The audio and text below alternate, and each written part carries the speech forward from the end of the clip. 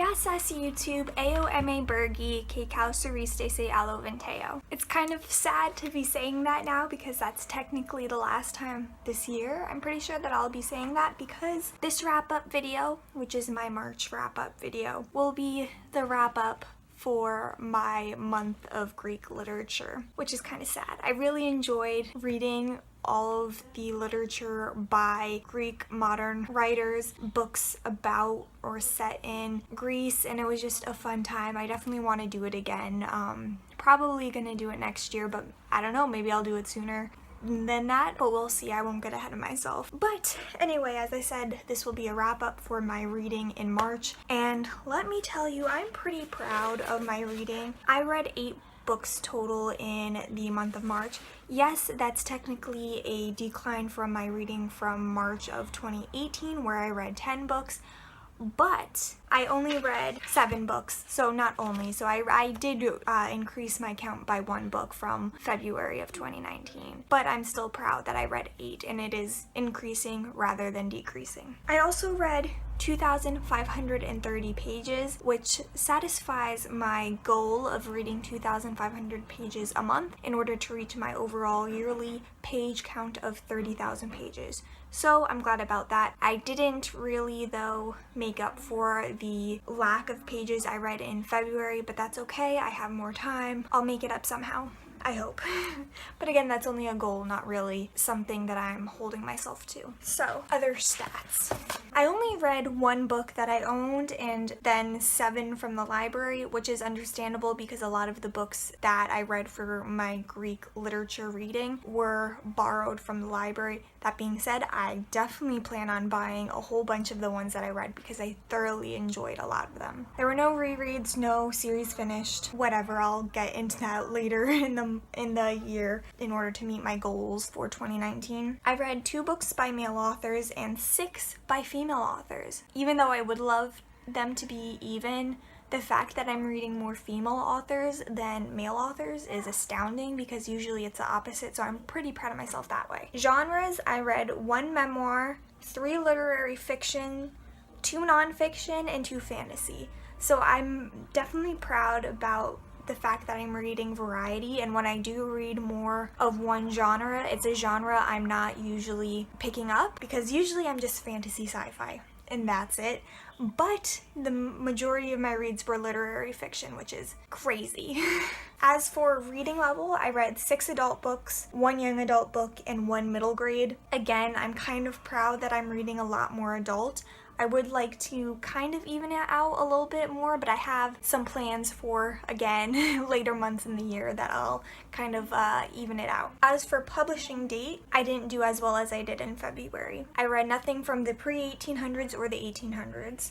I did read, though, 1 book from the 1900s to 1940s, none from the 1950s to 1990s, 3 from the 2000s, and 4 from the 2010s. I'd like to make that, again, a little bit more even, but what am I gonna do? A lot of the books I do read are more recent reads, or recently published books, but I did read some backlist. It was kind of split between backlist and newer reads, so that's good, I guess, looking on the positive side. And as for ratings, I had a pretty good month. I read 1 5-star book, 4 4-star books, and 3 3-star books.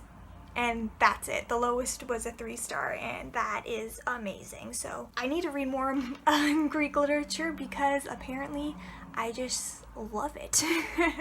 So getting into the actual books. First, in March, I finished North of Ithaca by Eleni N. Gage. I've said this multiple times before. I think this book is a great read to read alongside or right after Eleni by Nicholas Gage, who is her father, because it brings the emotional narrative full circle and ends it in a more heartwarming way than a heartbreaking way. I did do a full review on this with Eleni, so I'll link that in the description box down below if you want to see more of it, but I didn't really describe it as well as I wanted to in that video, so I'll give a little summary here. So this is a memoir where we follow Eleni Gage as she decides to go to her home village of Leah in Greece to fix up the cursed home of her yaya. Not only is she dealing with the feelings that arise due to the horrific events that her family has been through that specifically happened in that house, but she also feels disconnected from her ancestral culture, something that I'm sure a lot of American immigrants or descendants of American immigrants are familiar with. I definitely resonated with those feelings. So that's basically the summary of it. My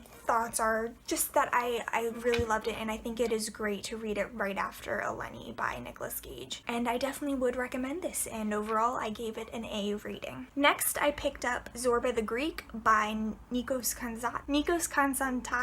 Kazantzakis, translated by Carl Wildman. So for some reason, this book reminded me of The Great Gatsby. It's been a while since I've actually read The Great Gatsby, so I don't know if the comparisons are warranted or not, but I don't know why. My mind just jumped to comparing the two, and it's just, I don't know why. So Zorba the Greek follows an unnamed narrator who decides to go to Crete to mine lignite. He ends up bringing with him as his head worker and philosophical companion a man named Alexis Zorba. Zorba is eccentric and opinionated, and therefore helps the narrator broaden his perspective and experiences within the world. There's not much really more to say about this novel, as it really just focuses on the interactions between these two characters, so it's not really plot heavy. It's more of a character study, or character growth rather than a plot heavy book. I did enjoy it, but because of the lack of plot, I didn't love it as much as I was hoping to, so I did give it a C+, which is still good, but just not anything mind-blowing. Next up, I picked Discovering Culture's Greece by Sharon Gordon. This is a children's nonfiction book that I didn't realize was a children's nonfiction book. And when I mean children, I mean like 3-year-old, 4-year-old. So like the young side of children's age reading level. And honestly, I have nothing to say about it really, because it is written for a very young audience, but I thought it was a good introduction to Greece for that reading level. I gave it a B-, but really it feels weird to read it. I then read The Scapegoat by Sofia Nicolaidou and translated by Karen Emmerich. I didn't really know what to expect with this novel when I picked it up because I knew nothing about it, so I was pleasantly surprised when I found myself really enjoying it. So The Scapegoat is a fiction investigative story that is based on real life events. So basically, during the aftermath of World War II, when all of the chaos of like the guerrillas was happening, an American journalist or something like that for CBS, he went to Greece and he ended up getting murdered, and the Greek government kind of scapegoated an innocent man, an innocent Greek citizen, to be the murderer because they wanted to solve the case quick in order to get help from the US and other governments during their time of like complete turmoil. So in the book we follow a high school student, Minos, I can't say that right now, Minos Georgiou, as he goes through his last year of high school, where he's given the task of collecting research on that murder, or at least the fictional version of that murder, and the subsequent false imprisonment of the fictional character Manolis Gris. So that's kind of the thread that ties the entire story together. It's basically just following Minos, oh my god, why can't I say that word right now? As he's collecting evidence and living his life in high school, and also like little interviews of people around the case, the fictional case. I think that the primary purpose of this novel is not to be plot heavy or to be like a mystery thriller kind of novel as you would kind of expect with what I've kind of said, but I feel like its primary purpose is to present the facts of this real world case in an easy to digest fictional format, and I really just enjoyed this book. It was a great surprise, and I ended up giving it a B+, so I do recommend you pick it up if you can find it. I then read Abandoned by Meg Cabot, or Cabot, I don't know how to say her last name, but I went into this expecting just a guilty pleasure read like her Princess Diaries series, which I absolutely love, even though it's very simply written and not very mind blowing or challenging. It's just a nice read, and really I did get what I expected. So this is a cheesy Hades and Persephone retelling set in modern times. There's nothing really special about the story, not the writing or the plot or the characters. Not saying that they're bad or anything, because they're definitely not. There just isn't some elevation to make it like awesome. But because I think that I didn't build this up in my mind, I was literally going in just expecting guilty pleasure reading. I wasn't let down, and I actually really enjoyed the novel. I flew through it in a day, which it was amazing because I think this was 350 pages and I had a lot of other stuff I had to do, so I went through it pretty fast, and that tells you how easy it is to read through. It's not very complicated to understand. So I did give it a B-, but I am eager to continue with the series because I really need to decide which series I want to complete and continue on with, or just like DNF.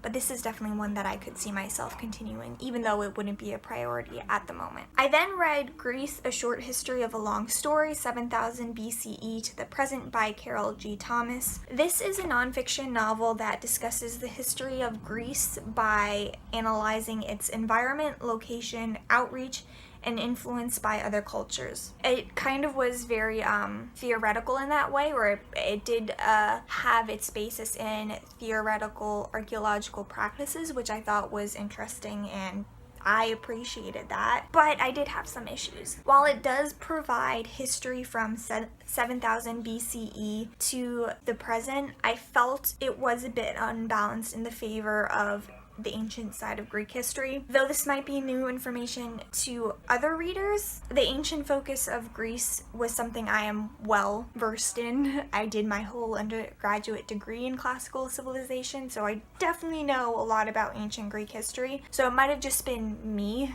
that didn't need that information.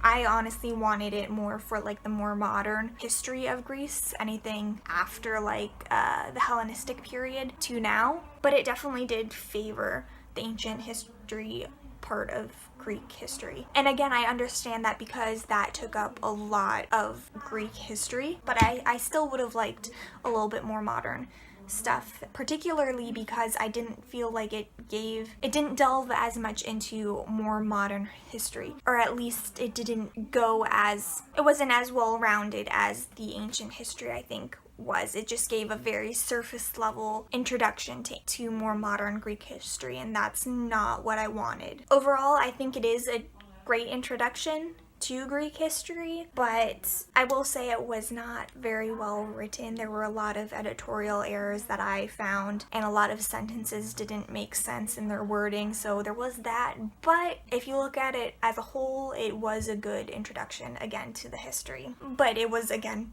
also not what I was looking for, so I did give it a C+ rating. So my penultimate read for March was Middlesex by Jeffrey Eugenides. This is a Greek-American author, I believe, and I had no idea what this book was about. I have heard the title mentioned before, I feel like on BookTube, but I might be remembering wrong, but it was hyped because it was like an Oprah pick, and I think it won another award, so it was a popular book at one point, but I still had no idea what the plot was about. So this is a novel narrated by a man telling his family history, including how he was born as a hermaphrodite. I'll be completely honest, I was a little bit uncomfortable reading about this topic, but I 100% attribute it to the fact that I don't have much knowledge of hermaphroditism and have not been exposed to this topic to make it like normal for me in my view of the world, which is a shame. So I'm glad I did get the introduction to it in this book, though I did potentially have issues on it because I don't know much about hermaphroditism or like what is the usual cause for it. I was kind of skeptical about the way it was kind of discussed in this. Basically, there was just a lot of incest in the family, and that gene was brought about to the forefront because of the incest. So I don't know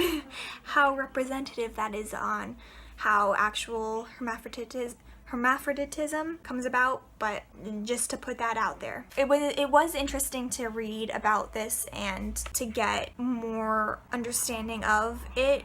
But again, I don't know how the portrayal is accurate-wise. Either way, though, I did find myself roped in by the emotions for not only the main character, but the other characters as well, and I could not put this down. I thought it was very well written and gave it a B, but again, the only critique is how much incest was in this book. I don't know if he was making a commentary on Greek culture as well, but I just did not like all the incest. But that again might just be me. That might be someone else's topic of interest, but it was not mine. And just as a warning, there is a lot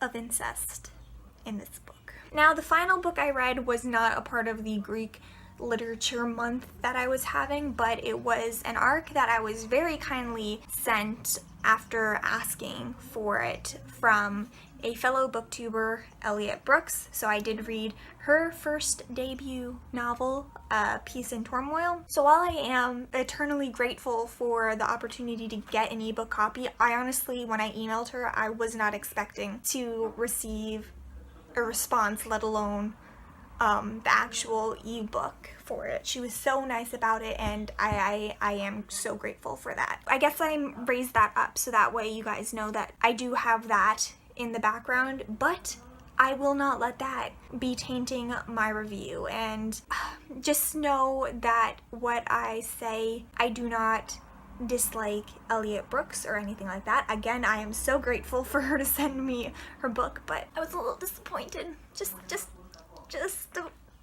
kind of a lot-ish, but I'll get into that. So I do also want to preface this by the fact that I did read it in ebook format, and I'm not good really with ebook format, so that could potentially tinge my thoughts on the books. If I reread it in physical format, I might love this book so much more, and I'll definitely let you guys know if I do reread it what my thoughts are. But as it stands, I did not enjoy this as much as I wanted to. So this is an epic fantasy novel that follows multiple third-person perspectives throughout multiple settings in this fantasy world as peace between various countries start to crumble, hence the name Peace and Turmoil. While this is all I'll say about the plot to prevent spoilers, I do want to make note about two other aspects. The magic system is based on something called auroras that people find within themselves and can be used in various ways with various degrees of proficiency. And two, there are a handful of magical objects that are kind of important to the plot of this novel, and I'm sure will be even more important in the subsequent novels in the series. Unfortunately, I found myself disappointed by this novel again. I found myself not really understanding a lot about this novel. But again, it might just be the fact that I don't mesh well with ebooks. So I need to see if that is the case. But as it stands, I thought that the setting, magic system, characters, and plot were a bit confusing and disjointed. So I think that the book itself had issues that could be tied namely to the fact that there were way too many perspectives. Because of the so many perspectives, we didn't get a chance to form a relationship with any of the characters. We couldn't see how those characters formed relationships with other people. We couldn't see how the world looks or was built up or the history of it because we were kind of jumping between stories, so it kind of got mixed in. And I don't know, I feel like Elliot could have done very well with only having three main perspectives. What are their names? I already forgot their names. That's not a good sign.